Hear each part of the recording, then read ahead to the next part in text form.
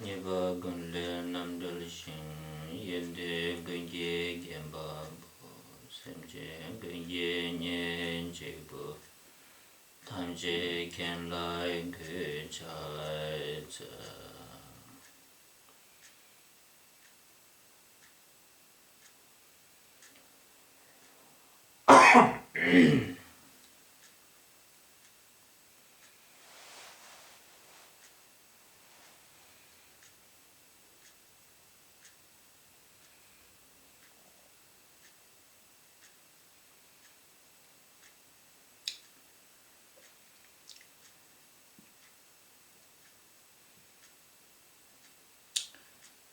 Yeah, to continue our Dharma discussion, and we have covered the view, and we were discussing about the meditation or practice.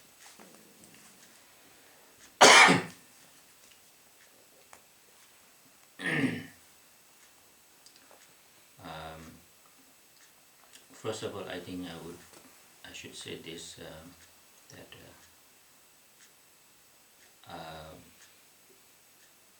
probably I'm not the right person to talk much about the practice or meditation, because I'm not a meditation expert or something like that. But I think it's okay to discuss as a meditation student, or you can call, I think, the struggler meditators in a way. So yeah, so these are not the instruction. I'm just trying to share what I've studied or learned a little bit here and there, and try to stick with the meditation instructions that is given by the Buddha and the other meditators. But again, maybe there are things that is maybe just my opinion. So please take it as an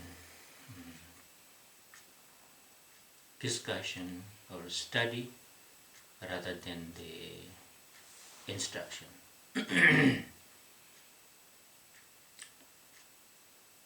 So the last two sections we were discussing about the what it means to be meditating or practicing, and we are now continuously talking about the process or the mechanism of meditation, and I'm just trying to share some what I think as an essential points that we should be aware and to know in order to make our meditation correct and fruitful.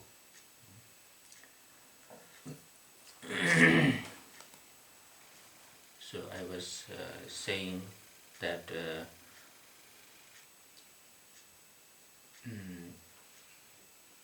meditation is taking care of our mind, and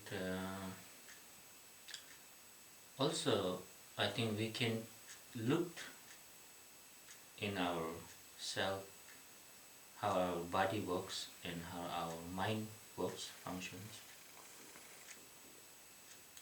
and in a way you can understand meditation or the practice as a mental immune system. I think that will be relevant metaphor, I believe. So if you look at how our physical immune system works, is that it is a defense mechanism, and it defends from the unnecessary foreign or outer energies to enter your body and destroy. And first what it does is just that it detects, screens, recognize, yeah, and then maybe it will destroy it, or it will fix, if something is already wrong in your body. And not only that, but of course it keeps you everything as natural in our body. If anything becomes unnatural in our Eastern medicine, we call it the imbalanced body. If something is happening too much or too less, and then he will go and fix it, right? So screen it, detect it, fix it, and then not only that, it will heals, right, all these problems. So we know quite a lot about that, but unfortunately we don't know much about the psychic or mental immune systems, yeah? And we just let all these bacteria come into our mind, and not only they come into our mind, but they create their own artificial system to destroy ourselves in a way.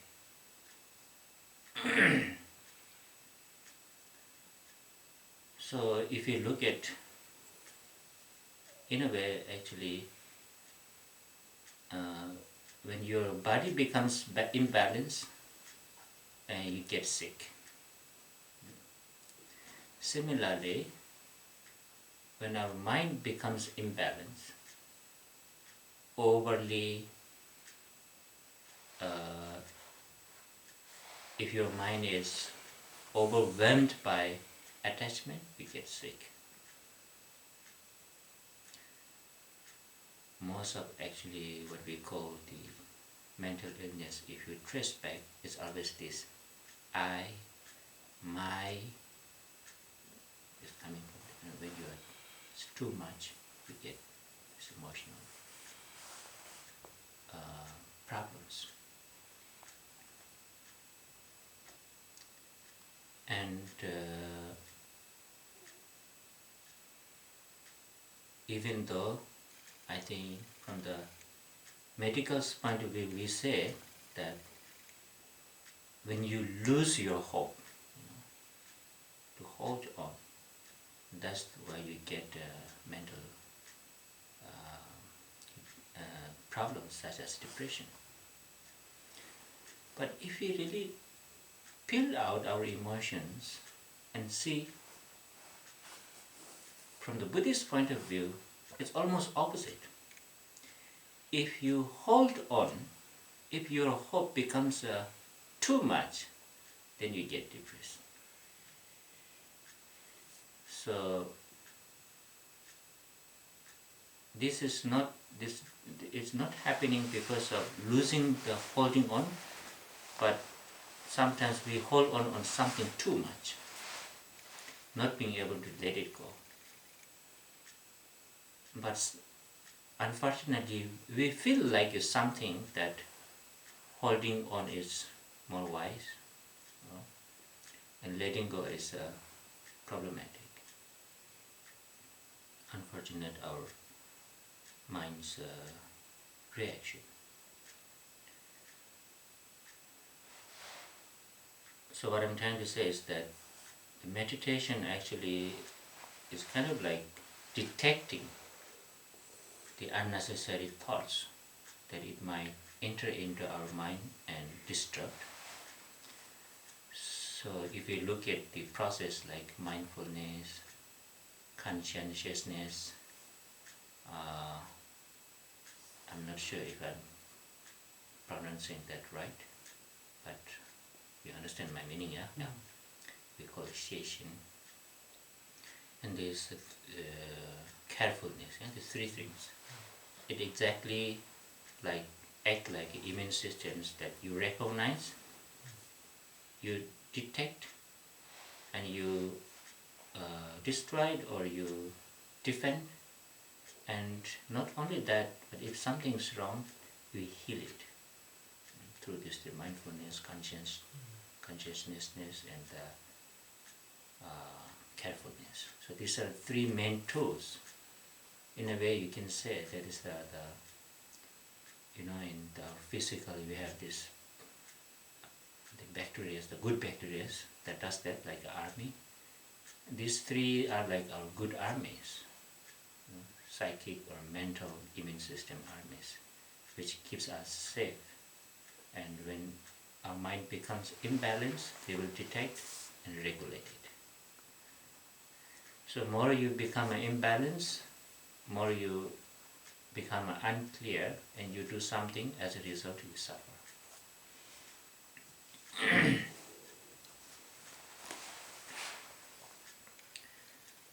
Because I think this is a time where it is good to balance our mind through these tools of meditation, so that you are not attacked by this fear or yeah.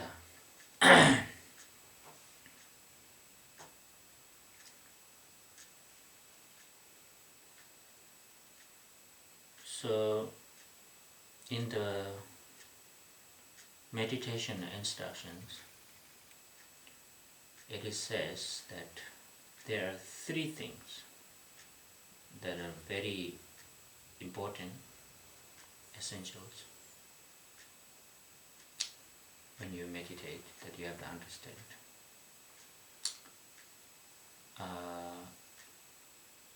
The first thing is revulsion. Even though these statements might be a little bit bold, because this is how meditation instructions are designed to.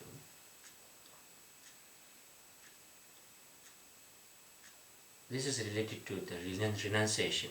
You remember we're talking about the beginning, the genuine Dharma, yeah? It is said that the revulsion is the food of meditation. So if you don't have a food, generally speaking, almost it's very hard to reach anywhere, even you don't start, right, to do something, to move. So revulsion, or I think in this context, we can say this sense of renunciation, the sense of wanting to be free. You remember the circus animal. If it is completely happy, there's no revulsion about what is happening, right? And there's no chance to be for him or her to come out of that. So as long as we are completely governed and driven by this samsaric concerns, if you don't understand the plurality of samsaric and thinking these are the essential, there's almost like the person with no food, even it's you will never start. And then it says that devotion.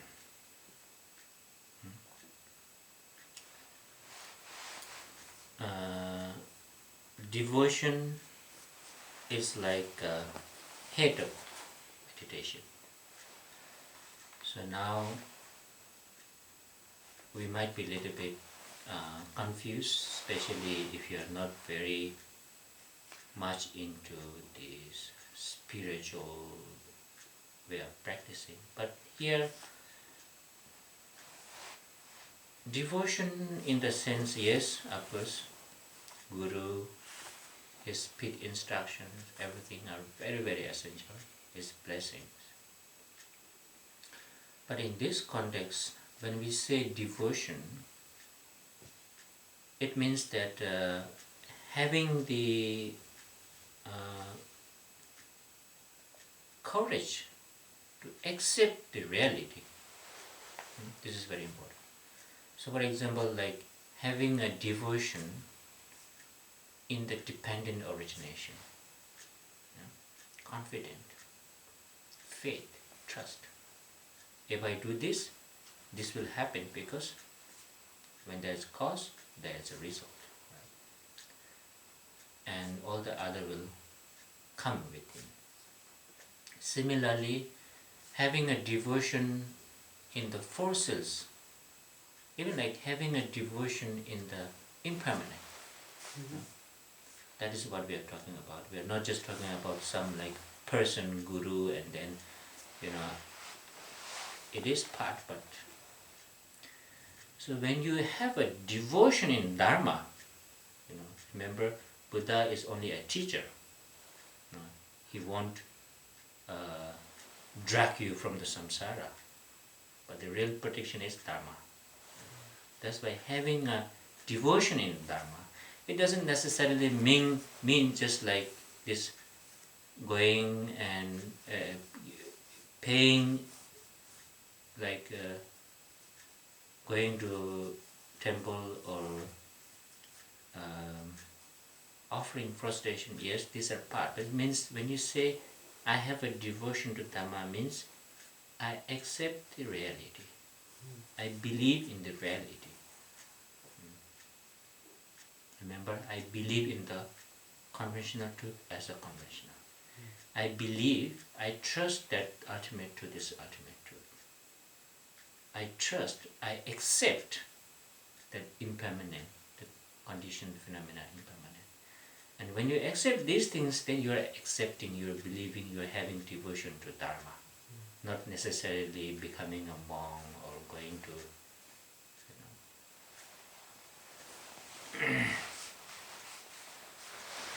As long as you believe in these Four Noble Truths, Four Realities, like Four Seals, then even you live like, with the tie and suit and all this luxurious life, you are still very good Buddhist practitioners. Unless if you don't believe in this dependent origination, impermanent, and then even if you spend all your life in the mountains, even if you look like a Melarapa, but it doesn't necessarily mean you're a good practitioner. You might be doing 100 prostrations every day, but if you disregard Four Seals, Four Noble Truths, this kind of thing. So in this context, devotion doesn't necessarily mean person to person. It means having devotion. In Tibetan we have this very strong word, mögu, but I think it's very difficult to translate into English, so probably I'm not sure if the devotion is the right word for that. So this mögu is it's made out of many elements. It's not a one thing. So it has a sense of confidence, interest, joy, longing.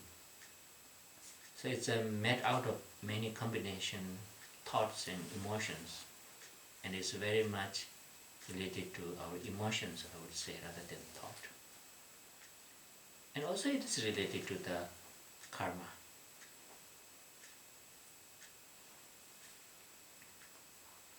That's why, so imagine you don't have a food, you cannot start, right? Without renunciation or this revulsion. For example, the most excuses that what we have is that I'm very busy, that's why I cannot do this, right? Now, if you look at why, you are prioritizing samsara, not the dharma. It's not that you don't have time, you have a time, but you are giving that time to something else rather than dharma. we say, I don't have time. That's not true. Everybody has time, right? It's just up to how you use your time. So what we are not prioritizing Dharma, we are prioritizing something that is not Dharma, and because of that you don't have a Dharma. And then see, there's still not revulsion towards the non-Dharma, and because of that we are almost like a person with no leg, and we are not reaching much.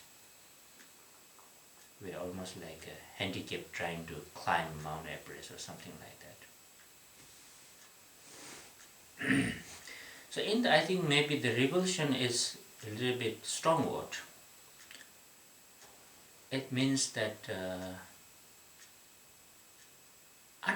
not in the sense like it becoming anti-samsaric or anti-samsara social, anti-social, not really necessarily mean. If you look at all the bodhisattvas, they are the greatest social peoples, in a way, because every day they think they live with the whole sentient beings. What could be the more social than that, right? Even though physically they live in the cave, but every morning they start with the whole sentient beings. Now here when we say this revulsion, it means that understanding the futility, the failure of that, and we're just choosing, okay, so what do you want to do? Watch TV or do meditation, right? Which is more important, what you really want to do, right? And if you have enough awareness and courage and the wisdom to choose, I want to meditate because this is more important. This is what I really want to do. Even the surface level, I want to watch TV, but comparatively, I understand this is not essential, so I want to do this. So it's not like you hate this, you just have something important to do, and you're very clear about it. This is what revulsion means actually. So when we say having revulsion toward the samsaric, this life, doesn't necessarily mean that you have to hate. You just have this wisdom that there's something more important than this. I'm not very interested. It's okay, but I won't spend that much time and energy to this. So this priority shifts from the samsaric to the nirvana. That's very important, isn't it?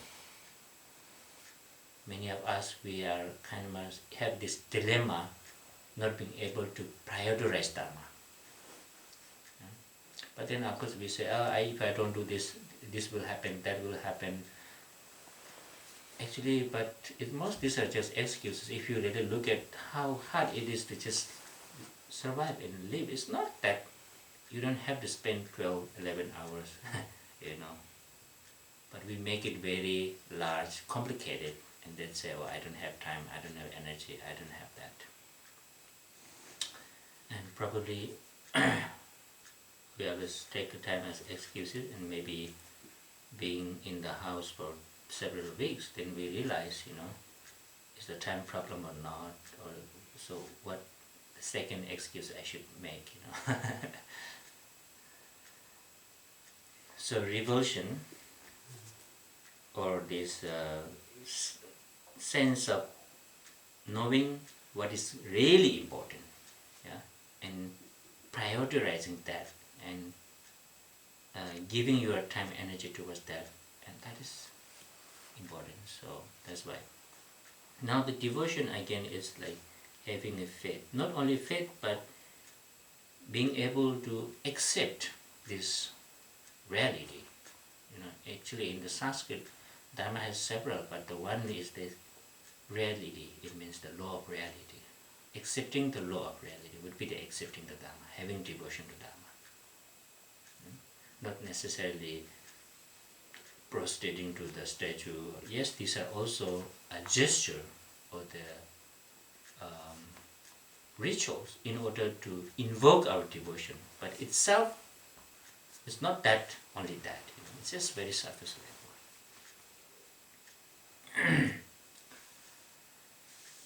And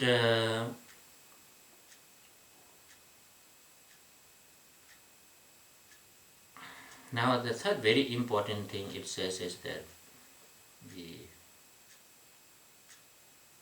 mind, the awareness. Okay, now this is same as we were talking about the meaning of meditation, not being excited, not being disappointed, trying to remain in between, in the middle way. It's a little bit like that. Now we're talking about specifically about the meditation. And of course this is, we are talking a little bit higher state of meditation. We can also do other conceptual meditation, but we are talking about the ultimate, the goal of our meditation, so to speak, is that awareness. Just being aware is the it says the body of meditation.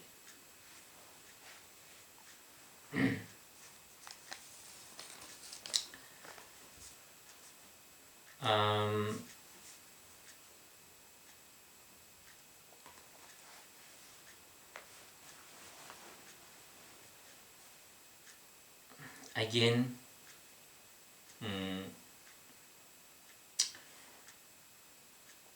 we say that there's two main obstacles when we practice, especially the meditate. Philosophically, we use the word over agitation and dullness or the sameness. Again, you see, when your mind is not in balance, agitation, sameness, dullness. The moment you do that, your mind is going away or going further from the reality. You're going into the more imputed conceptual world, which is opposite of meditation. So you're being more unreal. So when we say this, awareness is saying that merely being aware, but at the same time not caught by something. So it's this very balanced mind, so to speak. As I said yesterday, the balanced mind which does not fall into the concept of thinking is or is not. So usually we have these two kind of mental judgment happens, is that Gaktup is sense of saying, oh, it is, or sense of saying, oh, it's not. So there's the sense of establishing something and saying, oh, this is, and also, oh no, this is not. So these two are very like the core problem. All the other obstacles of meditation occurs from this very subtle way. So remaining in between, so to speak, is and is not. Rejection and the acceptance or judgment. This is what we are talking about, that kind of awareness. Not just awareness as, oh, I know this is flower. That's very gross awareness. That kind of subtle awareness. If you have that into your meditation has a body. And if you lose this, then almost like your meditation is kind of like a bodiless meditation, especially from the high level meditation. So that's why even you do shamatha meditation with a conceptual mind, but then at the very end, we always goes into this state, non-duality state. And even you do visualizations, even like sadhana, pujas, we go through all these dramatic visualizations, everything, but then at the end, all these we use as a complement or the method in order to reach these non-duality aspects of mind, which is in, I would say, complete balanced mind. So now there is what disturbs this complete balanced mind is that, as well, I was using these two, agitation and dullness, but I think in our language, in order to understand it easily, we can say over tightness, over looseness. We always do this when we meditate. So over tightness would be dullness, yeah? Or over looseness would be the agitation. You're just being. It's like when you have a kid, and how you raise them. You have to be protective, you have to be tied to them. You cannot just let do whatever they think. But at the same time, if you become too tight, this kid will become a neurotic, isn't it? So you have to let him grow by himself, but at the same time, you have to some sort of direct him. And this is exactly what happens with our mind as well when we meditate. It's like raising a kid. At the beginning, you need more looseness, because if the child is crying, we cannot just beat him, or shout him, because it doesn't work. But then eventually, tightness will become looseness, so you have to balance. So this over tightness and over looseness will disturb our meditation, not to remain in this total balance awareness. Normally we call it merely not being distracted. The reason, because when you say meditate, then it comes automatically, it has a sense of tightness. And then if you say Yangwa actually means distracted, but then it has this over looseness connotation. So actually it's very hard to use both words. So we say merely not distracted. We put the mere, which negates the distraction, but at the same time it doesn't give you the idea of meditating tightness. Keeps it in the middle. This is not only, this is the law of nature actually. If you are in balance, everything works well. Let's say,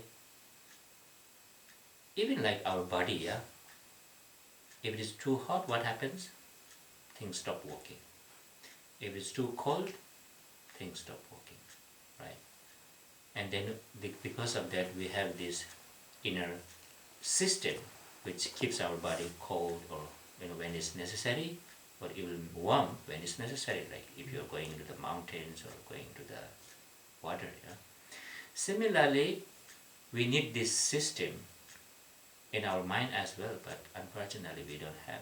And this is why exactly if you do meditation, you will have this, how to say in English, this monitor, monitoring your imbalanced mind.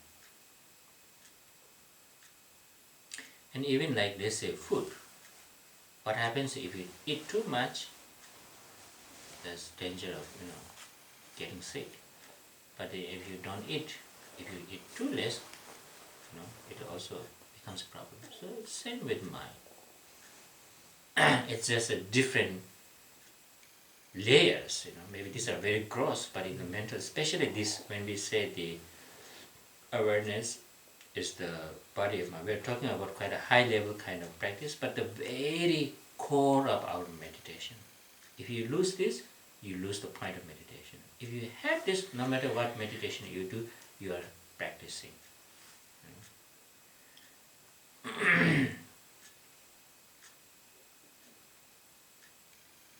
Even though we call it this nature as in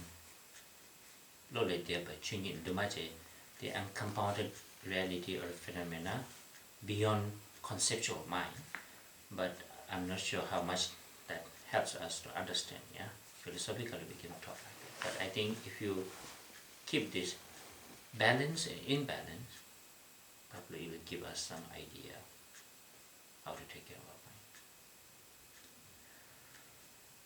mind.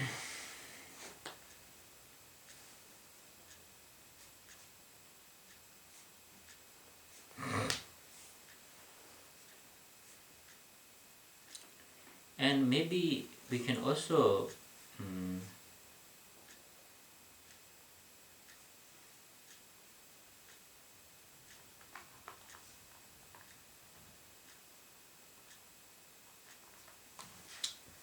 understand this like this.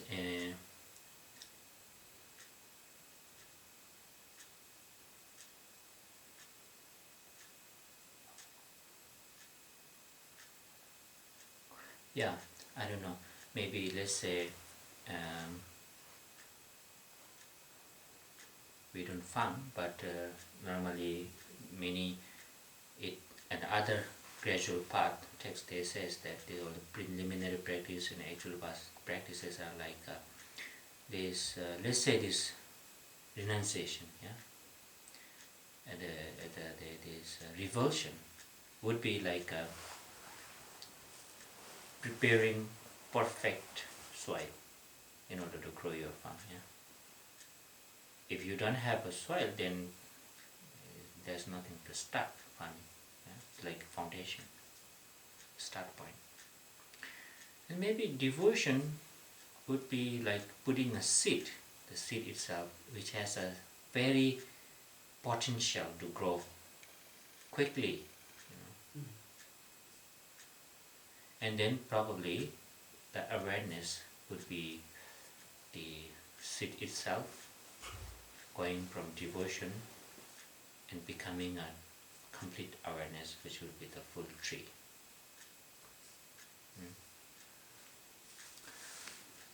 Or I think to make it a little bit relevant, you can also look at like let's say you are a painter, and probably what do you need? You have to have a canvas, right? Without canvas, you cannot do anything. So you have to prepare good canvas. And this canvas would be the revulsion or this renunciation. And then devotion would be maybe your colors, brushes. You need the more better brush you have, more you can dry, Or if you have very few color, maybe you can paint, but it's very limited. So all these colors, good quality colors, good quality brushes that you can draw a lot. It's kind of like energy, would be maybe devotion. Because imagine if you only accept impermanent, you can do so many things. You can accept so many things. You can solve so many problems. Just understanding impermanent. Maybe not only understanding, but accepting it.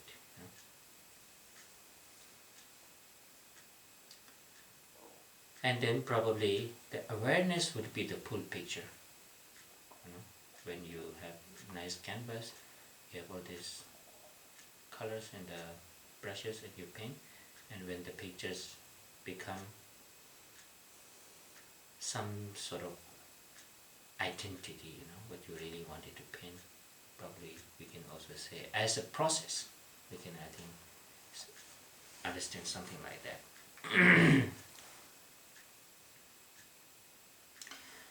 Yeah, so what I was trying to say was that in our practice general, but especially in the meditation, it is said that there are three very important things: revulsion, devotion, and awareness. And devotion is like a food. Without it, we cannot start, and we cannot prior to rise. Because of that, we are stuck, we are not developing. And the devotion is like a head, but devotion doesn't necessarily mean culturally, but it means more like understanding and having an acceptance towards the Dharma. And the awareness, which refers to this subtle state of mind which does not fall into the extremes of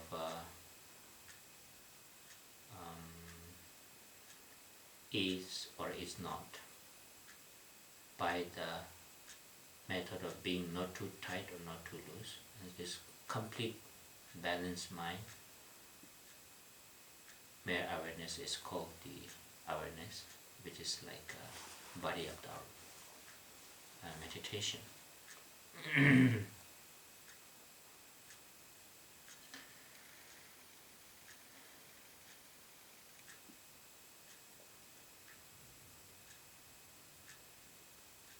Yeah, so I think I will stop here.